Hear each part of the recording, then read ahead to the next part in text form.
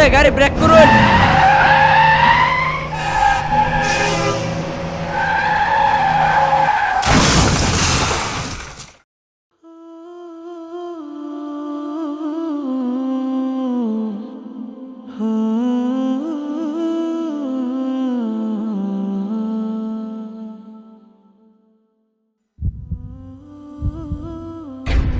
দাঁড়ান দাঁড়ান ভাই, যাইয়া আর লাভ নাই। ওদের কপালে যেটা লেখা ছিল সেটাই করছে। মানে? আসলে ভাই, এই গাড়িতে যতগুলো লোক ছিল আপনি বাদে সবাই খারাপ লোক ছিল। আপনি ভালো মানুষ ছিলেন বিদায় এতক্ষণ ওদের উপর আজাবটা পড়ে নাই।